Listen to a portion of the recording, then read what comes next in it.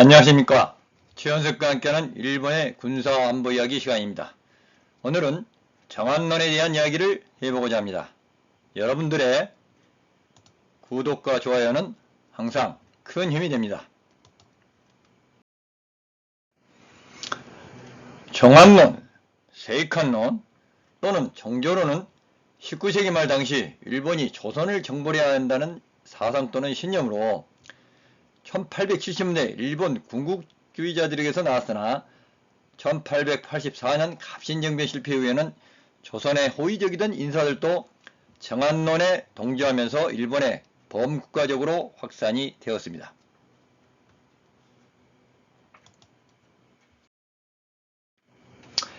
정안론은 막부 말부터 메이지시대 초기에 당시 정부의 순회인 사이고 다카모리, 이타가키 다이스케 등의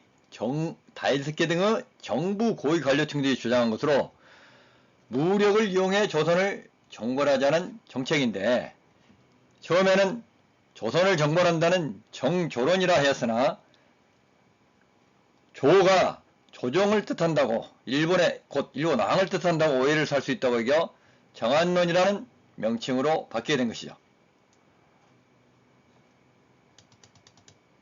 정안론이 대두한 것은 1868년 메이지 유신을 전후하여 일본 내에서 일어나고 있는 여러가지 문제 해결책이나 성장의 방법으로 이를 북해로 내보내기 위한 대전쟁이 논의되기 시작되면서인데, 이는 곧 일본 제국주의적 침략에 시발이 되었던 것이죠. 메이지시대 초기에 정안론에 반대하던 이들도 근대화가 일정 부분 진행된 1880년대 이후에는 제국주의적 침략을 고려하여 동조하며 확산되기 시작한 것이죠.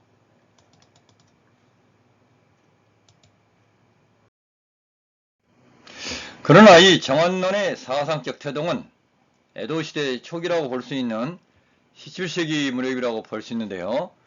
에도 막부의 성리학자 하야시 슌샤이는 한반도는 일본의 신화에서 나오는 신인 스사노노 미코토가 경영한 것으로 이 신이 사만의 조상이라고 주장하였고, 18세기 말 하야시 시에야 혼다 도시아키는 삼국통남도서를 저술하였는데요. 이 책에서 한반도와 ryukyu, 즉 오키나와가 일본의 국가방위에 깊은 관계가 있으며 북방의 강화와 팽창주의 정책만이 국가의 이익을 위한 길이라고 주장하기도 했죠. 19세기 초 절대주의적 사상가이며 농학가인 사또 노부히로는 청나라 침공 구상인 운해 혼동 비책의 가운데 대총과 화전을 내세워 함경, 강원, 경상, 충청 지역으로 공격하자고 구체적인 제의까지 하였던 것입니다.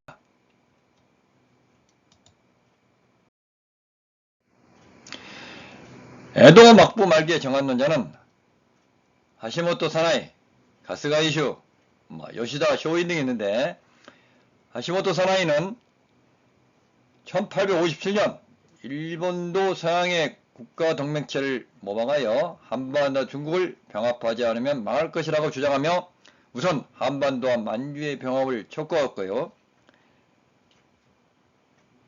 가스가이슈는 유럽인에 대항하기 위해서 우선 한반도를 설득한 뒤 응하지 않으면 정복해야 한다고 주장을 했습니다. 특히 요시다 쇼이는 메이지 유신의 정신적 지도자이며 혁명이론가, 일본의 우익사상의 창시자로 정안론 사상의 정신적 지주가 된 인물인데요. 그는 양이들이 일본을 넘보지 못하기에 시베리아에서 필리핀에 이르는 지역을 장악해야 하며 한국은 과거 일본의 속국이었기 때문에 이를 정복하여 다시 복속시켜야 한다고 주장까지 했습니다.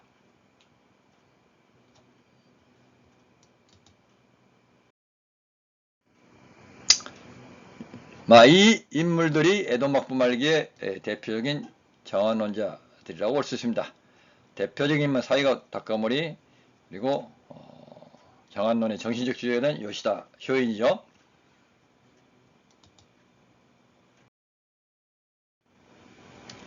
이들의 사상 훗날 이토 히로부미, 야마가타 아리토모, 그리고 아베 신조 전 총리 등으로 계속 이어져 왔습니다.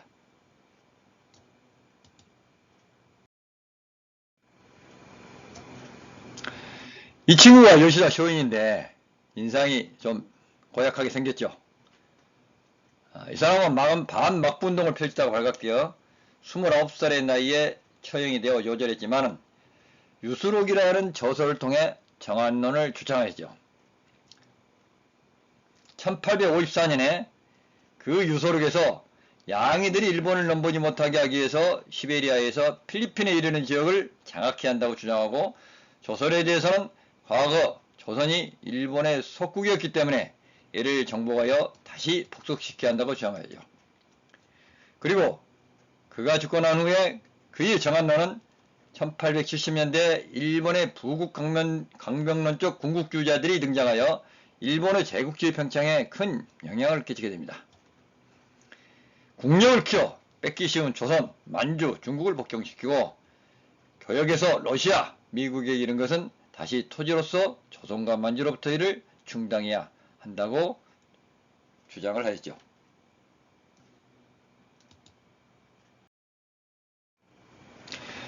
메이지 유신 이후의 정한론자들인데요. 대부분 메이지 정부의 고위 관리자들에서부터 주창이 되었습니다.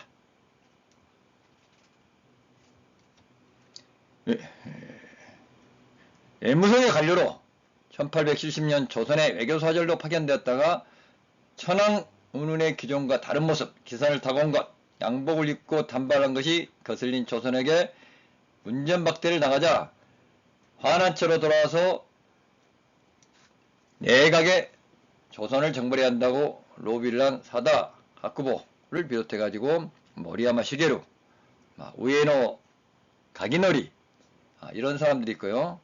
또 이타가키 다이스케라는 인물은 열렬한 정한론자로 두루뭉술하게 조선과의 단교 내지는 무력으로 본때를 보여야 한다는 정도의 얘기가 오가던 당시 일본 내에서 처음으로 대대급 병력으로 부산을 점령하고 조선을 개항시키자고 주장한 인물이죠.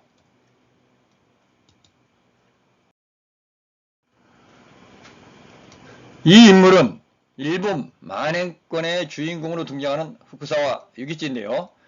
일본 개화기의 계몽 사상가로 1880년대 일본 정한론의 사상적 지주가 되었죠. 김옥균, 서강범 등 조선의 개화파 청년들에게도 많은 영향을 줬고, 결국 이들은 그의 개화 사상에 힘입어 갑신정변을 일으켰으나 실패를 하였죠.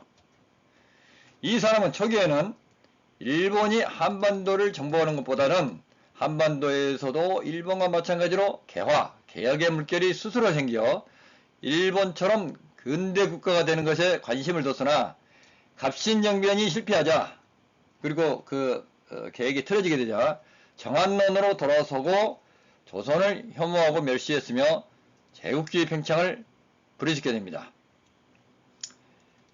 메이지 유신의 가장 권력 있는 지도자 기도 다카요시도 메이지 신정부가 조선에 보낸 수교 요청이 거부당하자 사절을 보내 그들의 무례를 묻고 그들이 만약 불복한다면 그 죄를 따져 한반도를 공격하여 세력을 신장하여야 한다고 주장하였습니다.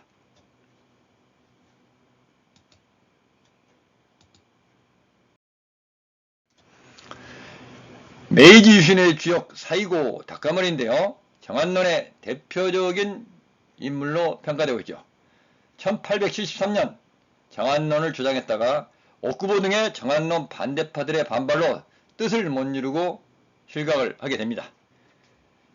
정부 관료들의 정한론을 설파하는 사이고 다카모리의 모습입니다.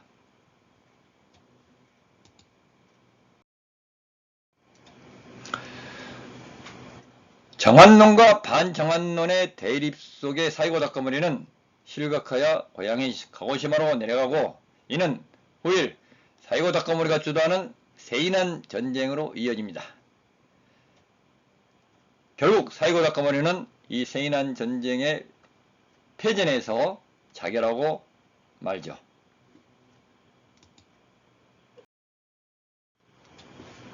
정리하자면 메이지 초기의 정한론은 일본의 부국강변론적 군국주의자들에게서 등장을 하게 되었다는 것.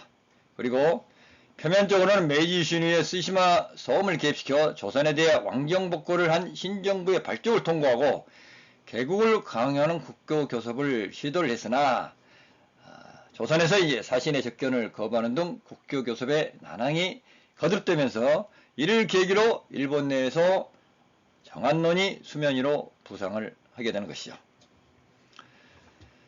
1870년은 애무 대신 하나부사 요시모토가 군함을 이끌고 부산에 도착을 하였고, 조선 측은 일본의 사신이 군함을 이끌고 온 것에 대한 문제를 삼고 수개월간 체류했지만 아무런 소득을 얻지 못했고요. 조선 정부는 부산 등지에서 사용하는 일본 상인들의 물매학을 방지하기 위한 전령서를 교제하고 이것이 결국 일본 정부를 자극하게 됩니다. 이때 사이고 덕거문에는 무력 침공을 주장하고 스스로 이 무력 침공에 책임을 맡겠다고 자원에 나서기도 했죠. 1813년 8월 메이지 정부는 사이고 닭가머리 등을 사절로 파견하기로 결정했지만 같은 해 9월에 기획한 이와쿠라 사절단의 옥구보 도시미치 등 이런 반정한론자들에 의해서 이들이 지금 현재 정벌보다는 내치에 충실해야 한다며 시기상조를 이유로 극렬히 반대를 하고 정한론은 중지가 되죠. 이에 이제 정한론 주창자들이 일제 하야를 하는 메이지 6년 정변이 일어나게 되고요. 이는 나중에 세인한 전쟁으로 번지게 됩니다. 사이고 닭가머리의 자결로 이 세인한 전쟁은 막을 내리게 되죠.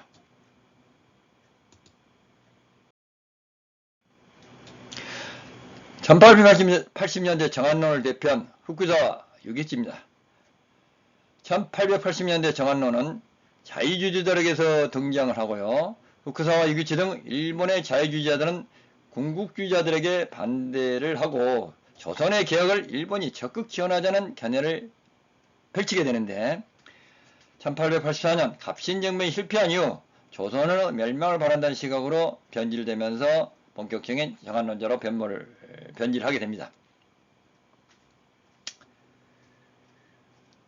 이 사람은 우리 기아파 사람들의 박기수, 김옥균, 서재필, 윤치호, 유길준 등의 기아파 조선 청년들에게 영향을 주었고 나중에 이제 조선 신사 유람단이 일본에 파견되게 되죠. 후쿠자와는 일본이 선두자가 되어 조선과 중국, 베트남의 개혁과 계몽을 이끌어내야 한다는 이상론에 따라서 조선의 춘향전이라든가 이런 흥부전 등의 작품들을 일본에 적극 소개하기도 하고 일본이 주변국의 개화 개혁을 지원해야 함을 역설을 하기도 합니다. 그러나 갑신정변이 실패되고 실패되자 조선의 개혁은 어려울 것이다 라고 전망을 하면서 갑신정변 직후에 개화파 인사들이 가혹한 형벌을 받는 것을 보고 조선에 대한 기대감은 경멸과 정오로 변모하게 되죠. 그리고 이 사람은 또 유명한 타라입구론, 아시아에서 탈출해서 아시아에서 빠져나가서 유럽 세계로 들어가자라는 타라입구론을 제창한 사람이기도 하고요. 부패하고 견고한 조선 체제의 멸망이야말로 오히려 조선 인민들의 행복을 크게 하는 방편이다 라고 냉소를 하기도 했죠. 1885년에는 김옥균의 처소를 자주 출입하는 일본 자유정기 무사들이 오사카에 모여서 조선 토벌을 위해 무장집단을 파견하자는 음모를 꾸미다가 발각되는 사건이 있었는데요. 이들의 조선 정벌 주장은 곧 정한론으로 또 발전을 하게 됩니다. 만원권에 등장하는 후쿠사 유기치인데요. 일본 계하기의 유명한 계몽 사상가로서 일본을 열어젖힌 사나이다. 이렇게 이제 볼 수가 있는 거죠.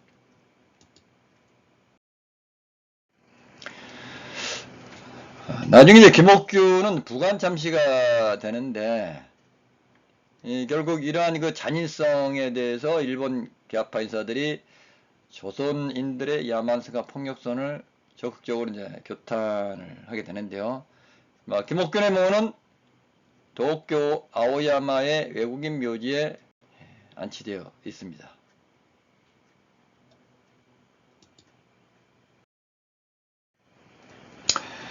정한론은 그 신기와 방법에는 차이가 있지만 일본의 주요 요인들이 모두 동감한 주장이었으며 이 이론의 실천을 위해 억지로 운양호 사건, 1875년 운양호 사건을 일으켜서 조선을 강제 개항한 강화도 조약, 즉 병지하수야적을 맺게 되며 이는 조선 침략의 시발점이 되며 조선은 서서히 멸망의 길로 접어들게 됩니다. 일본은 1894년에 청나라와 청일전쟁, 그리고 1904년에 러시아와 러일전쟁에서 승리를 하고 조선반도에서의 거대 걸림돌을 제거한 후 이듬해 을사 보조약에 이어 경술련의 국치를 일으켜 조선을 병합하게 됩니다.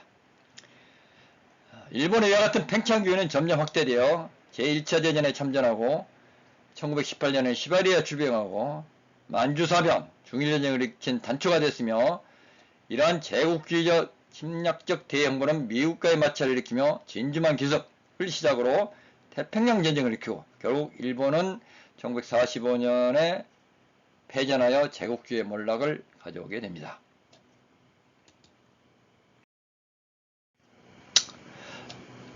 정한론과 일본의 대륙 침략, 청일전쟁, 러일전쟁, 대한제국 합병, 1차 대전 참전, 시베리아 출병, 만주사변, 중일전쟁, 그리고 미국과의 태평양전쟁, 이 모든 것이 정한론으로부터 출발했다고 볼 수가 있습니다.